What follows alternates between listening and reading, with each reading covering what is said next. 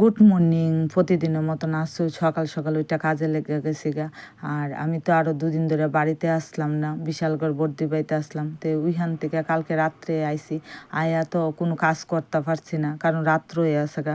সকালে উইটা কাজ করুম, আর রাত্রে আয়া রান্নাও করছি না। ননাসে সব কিছু তরকারি বাদ দিয়া দিছে, তো এইটি সবাই মিল্লা খাইয়া ঘুমাই রয়েছি। তো উইটা সকালে উইটা দেখো আমার কাজ আছে প্রচণ্ড, তাই আগে তারারে টিফিনটা কইরা দিলাইছি। টিফিনটা কইরা সাইরা এখান দোকান টোকান গুছাই ফুরছে, আয়া ঘরটি গুছাই লেতেছি। আর কোনতে বেড়াইতে আইলে তো প্রচণ্ড কাপড় জমে। আরও বাড়িতে আসলাম না, শুধু বড় মশাই আসলো, রান্না কইরা খাইছে। আর প্রচণ্ড বাসনও জমছে, উঠান বাড়ির ফাতা ফুইরা খুব অবস্থা। আর উঠান তো আমরা আরও বড়, তাই এর লেগে সব কাজ আগে কমপ্লিট কইরা তারপরে রান্না বাড়ি করুম।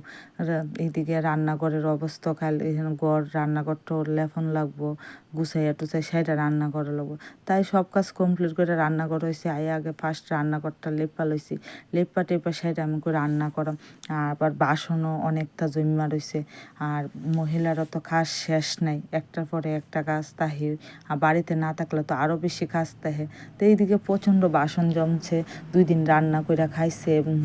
এটি দোয়ান লাগবে, তো এইদি দইয়া টুইয়া দেখো এখানে রান্না করতাম। প্রতি বেশি কিছু রান্না করছি না, কারণ তাড়াতাড়ি। আরও আজকে কাপড়ও দিতে লাগে, এদিকে হয়ে গেছে দুপুর। আর কারেন্ট নাই, তো এখানে প্রচণ্ড কাপড় জমছে। অর্ধেকটি দইতেছি, বেলা গেছে দিকে, আর অর্ধেকটি খালকে দমু। আর কারেন্টও না, জলেরও সমস্যা কারেন্ট না থাকলে আমরা বাড়িতে।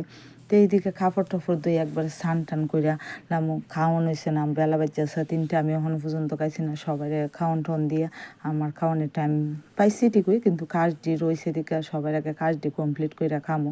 তো এইদিকে 3টা বাজে স্নান টান করে আই পড়ছি, ভাত খাইতাম। মেয়ে আর আমি কায়া সেরা পরে যামু দোকানে। আর যদি ভিডিওটা ভালো লাগে লাইক কমেন্ট